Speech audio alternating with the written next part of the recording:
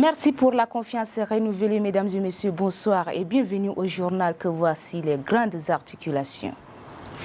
Modernisation des douanes, le Tchad accélère les réformes. Un atelier stratégique lancé à N'Djamena, compte rendu à suivre. Mototaxi, des conducteurs formés et 1200 casques distribués pour sauver des vies. Détails dans cette édition.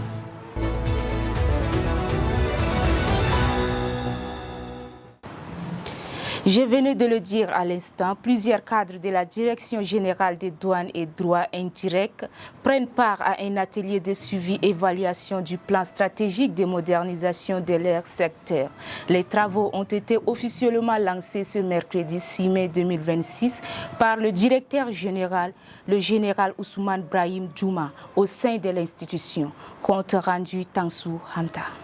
Pendant 3 jours, les participants passeront en revue sous l'encadrement de l'expert Touboul Bernard les actions déjà engagées. Il s'agira d'analyser les résultats obtenus, d'identifier les insuffisances et de proposer des axes d'amélioration afin de renforcer l'efficacité des dispositifs mis en place. Cet atelier se veut un cadre d'échange technique et stratégique visant à garantir une mise en œuvre efficiente du plan de modernisation dans un contexte où la performance des régies financières demeure un enjeu majeur pour l'État. Dans son discours d'ouverture, le directeur général des douanes et droits indirects a insisté sur l'implication de tous les acteurs dans la mise en œuvre effective de ce plan. Votre rôle est déterminant. Vous êtes appelés à devenir les relais opérationnels du changement.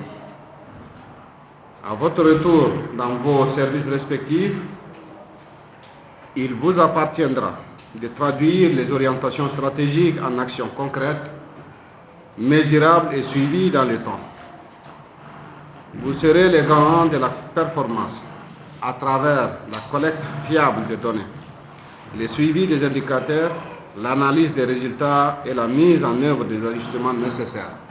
Pour une opérationnalisation efficace, le directeur général invite les acteurs à s'approprier pleinement les outils et mécanismes mis en place afin de garantir des résultats concrets sur le terrain. Nous devons disposer d'un dispositif de suivi et évaluation robuste, d'un manuel opérationnel construit, collectivement approprié par tous et immédiatement mobilisable dans nos services. Au terme de ces travaux, des recommandations concrètes sont attendues pour impulser une nouvelle dynamique à la modernisation des douanes et renforcer leur contribution à la mobilisation des ressources publiques. Dans le cadre du renforcement de la coopération régionale et de l'amélioration des corridors de transport, le Conseil des chargeurs du Tchad et le Bureau national du fret terrestre ont organisé ce mercredi 6 mai 2026 une rencontre stratégique en prélude au 5e forum tripartite. La séance s'est tenue dans la salle de la Chambre de commerce. Tchaktra Marilyn Djila pour le reportage. Cette rencontre a réuni plusieurs acteurs économiques en présence du directeur général du Conseil des chargeurs du Tchad, de son homologue du Bureau national du fret terrestre, ainsi que des représentants des ministères des Transports et du Commerce. L'objectif principal de cette concertation est de faire le point sur les préparatifs du 5e forum tripartite entre le Tchad, le Cameroun et la République centrafricaine. Prenant la parole, le directeur général du BNFT, Saleh Youssouf Erda, a rappelé aux opérateurs économiques et aux transitaires leur rôle central dans l'économie nationale. Selon lui, ils doivent être au premier plan des assises d'N'Djamena. Du 5e forum tripartite prévu du 11 au 13 mai prochain à N'Djamena, venir vous écouter, échanger avec vous et surtout vous rendre compte du chemin parcouru. Car, permettez-moi de dire clairement que vous êtes le visage essentiel de notre économie. Sans vous, pas de marchandises dans nos marchés, pas de carburant dans nos stations, et pas de vivres dans nos foyers. Donc, vous êtes le pilier de notre économie du Tchad. De son côté, le directeur général du COC Tchad, Hamid Djoumino, a invité les opérateurs économiques à participer activement aux travaux. Il les a exhortés notamment à exprimer sans réserve les difficultés rencontrées au niveau des ports afin que des solutions concrètes puissent être envisagées. Autre volet de l'actualité, le ministère des Transports, à travers l'Office national de la sécurité routière, lance une série de formations visant à vulgariser le nouveau code de la route. Ce mercredi, à N'Djamena, les conducteurs de mototaxis ont reçu des enseignements sur les bases afin d'adapter des comportements responsables. Aussi 1200 casques de protection ont été offerts par l'ambassade de Chine au Tchad en appui au comité multisectoriel de pilotage des transports urbains. Biak-Thibault Emmanuel a suivi pour nous. Il s'agit de deux rencontres, mais en seul objectif: renforcer la sécurité routière pour la préservation des vies grâce au nouveau code de la route adopté en 2023. À l'appel du ministère des Transports à travers l'Office national de la sécurité routière, les conducteurs de mototaxis de la commune de N'Djamena ont répondu présents. Les connaissances de base sur les règlements routiers sont importantes pour ces acteurs de la société, souvent impliqués dans les cas d'accidents, selon la directrice générale de l'ONASER. Les mototaxis jouent un rôle important. Ils facilitent nos déplacements, ils rapprochent les quartiers. Ils participent donc à la vie économique et sociale de notre communauté. Ce grand rôle qu'ils jouent doit s'accompagner d'une grande responsabilité, celle de protéger des vies humaines. La route qu'ils empruntent chaque jour est un espace qui a ses règles. Il s'agit du code de la route. Chacun de nous doit respecter ces règles pour garantir la sécurité de tous. Au-delà de certaines dispositions prévues par le code de la route, les acteurs de la sécurité routière mettent en lumière le port des casques pour, dit-il, réduire les cas de traumatisme crânien. Des raisons soutenues par l'ambassade de Chine au Tchad, qui a offert 1200 casques de protection en appui au comité multisectoriel de pilotage des transports urbains de la commune de N'Djamena. Finalement, je voudrais exprimer que tous les conducteurs de N'Djamena voudraient mener une vie plus sûre, plus heureuse. Et je voudrais exprimer également que tous les citoyens ici mènent une vie meilleure.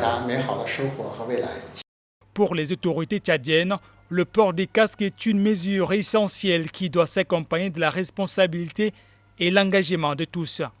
La responsabilité de chaque usager, de chaque motocycliste est engagée.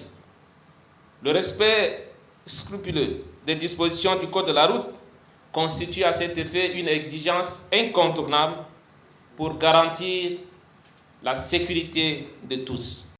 Il y a un mois, la commune de N'Djamena a annoncé la restructuration du transport urbain basée sur la sécurité routière, une initiative que le ministère des Transports soutient pleinement, surtout quand il s'agit de préserver des vies humaines. Dans le cadre de la modernisation des services de proximité, le maire du 3e arrondissement de N'Djamena, Ahmad Gouni Tidjani, a procédé ce mercredi 5 mai 2026 à l'inauguration des plaques d'identification devant les domiciles des délégués des quartiers et des chefs des carrés. Une initiative visant à faciliter l'accès des citoyens aux services administratifs de base. Della Nathalie. Le 3e arrondissement de N'Djamena franchit une nouvelle étape dans l'amélioration de la gouvernance locale. Ce mardi 5 mai 2025, le maire Ahmad Gouni Tidjani a officiellement lancé l'opération d'identification des domiciles des délégués de quartier et des chefs de carré. À travers cette initiative, l'exécutif communal entend rendre ces points de service publics plus visibles et facilement accessibles aux populations, souligne le maire. Les délégués des quartiers ainsi que les chefs des carrés, c'est d'abord assurer la réussite des activités de la commune du 3e arrondissement à sa base.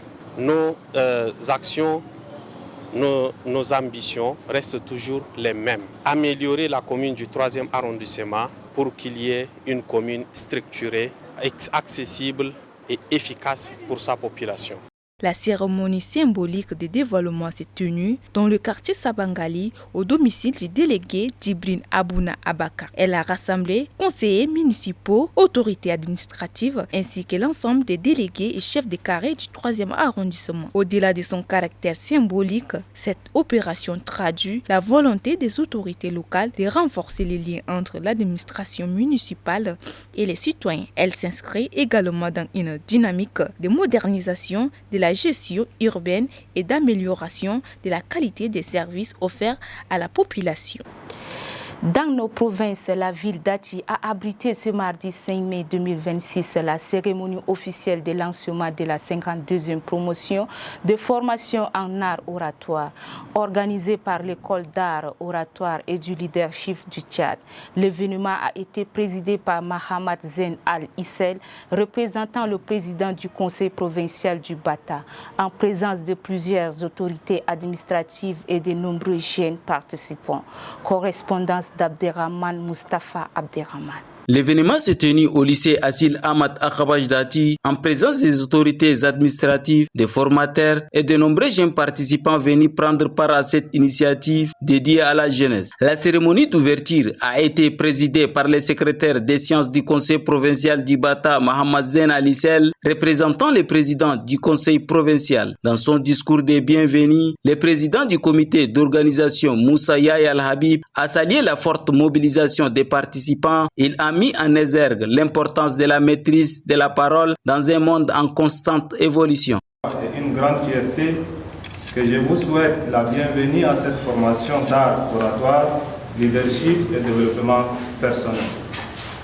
Permettez-moi tout d'abord de remercier chaleureusement chacune et chacun d'entre vous d'avoir répondu présent à cette cérémonie. Votre présence ici témoigne d'une chose essentielle. Vous avez compris que la parole est un pouvoir et que ce pouvoir se cultive, se travaille et se maîtrise.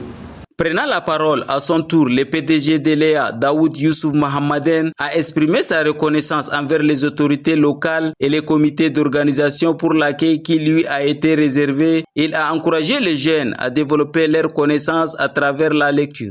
Aujourd'hui, chacun de vous, d'ici 5 ans, d'ici 10 ans, il sera quelque part.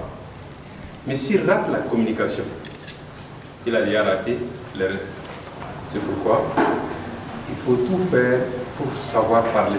Président de la cérémonie, Mahamad Zen Al-Issel a salué une initiative porteuse d'espoir pour la jeunesse du Bata. Il a rappelé que l'art oratoire est un outil essentiel pour s'affirmer, convaincre et contribuer activement au développement de la société. En tant que collectivité autonome engagée dans le développement local, à travers les transferts de compétences, réaffirme sa détermination à accompagner la jeunesse et à soutenir toute initiative porteuse d'avenir.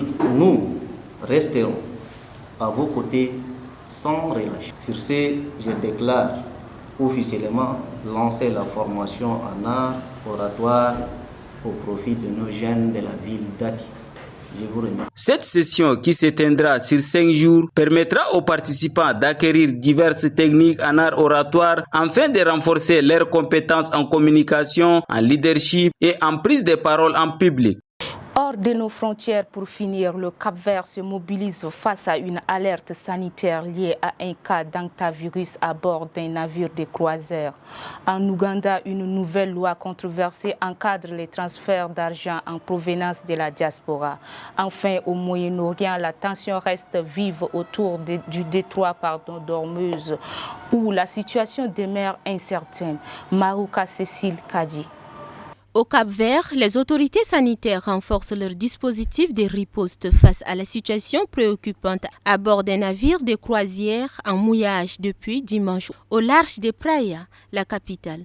Le pays a mis en place une zone d'isolement ainsi qu'une équipe pluridisciplinaire prête à intervenir pour assister les passagers du paquebot Honduras. Confrontés à une épidémie d'hantavirus, selon l'Organisation mondiale de la santé, cette maladie a déjà causé causé la mort de 3 personnes. Comme je l'ai indiqué, l'hôpital a déjà aménagé une zone pouvant accueillir des patients en isolement si nécessaire, ce qui témoigne de notre capacité de mobilisation et d'intervention. Une équipe spécialisée composée des médecins, des spécialistes des maladies infectieuses, d'infirmiers et des techniciens des laboratoires est prête à assister les patients à bord et si besoin à terre, a déclaré Angela Gomez, directrice nationale de la santé du Cap-Vert. Le dernier bilan publié mardi par l'OMS fait état de 2 cas confirmés d'hantavirus et de 5 cas suspects à bord du navire néerlandais. En Ouganda, le Parlement a adopté une loi controversée visant à encadrer, voire à restreindre certains transferts d'argent en provenance de l'étranger. Présenté comme un outil de protection et de la souveraineté nationale, ce texte suscite de vives inquiétudes parmi les organisations de défense des droits humains et une partie de l'opposition. Dans un contexte politique dominé par le président Yoweri Museveni, la loi prévoit notamment de qualifier d'argent étranger les personnes ou structures recevant des financements extérieurs jugés contraires aux intérêts du pays. Des amendements ont toutefois été introduits, notamment la suppression d'une disposition assimilant les Ougandais de la diaspora à des étrangers. Par ailleurs, certaines institutions telles que les établissements de santé, les organisations confessionnelles et les structures universitaires ne seront pas soumises à une autorisation préalable pour recevoir des financements extérieurs, à condition que leur activité respecte la législation en vigueur. Selon les autorités, l'objectif est de préserver l'autonomie nationale face à toute ingérence extérieure. Au Moyen-Orient, enfin, la tension reste élevée dans le détroit d'Ormuz, un point stratégique du commerce maritime mondial. Selon Torbjörn Solveig, analyste senior spécialisé dans les risques géopolitiques, la situation demeure incertaine. L'intention de l'Iran est claire: frapper tout navire transitant par le détroit d'Ormuz qui ne suit pas la route approuvée, affirme-t-il. Il estime également que le blocus naval imposé par les États-Unis a peu de chances de mettre fin au conflit. Washington maintient en effet la pression sur les ports iraniens et se dit prêt à escorter les navires commerciaux dans la zone. De son côté, Téhéran menace de cibler tout bâtiment tentant la traversée sans son accord. C'est tout pour cette édition. Merci de l'avoir suivi. Au revoir.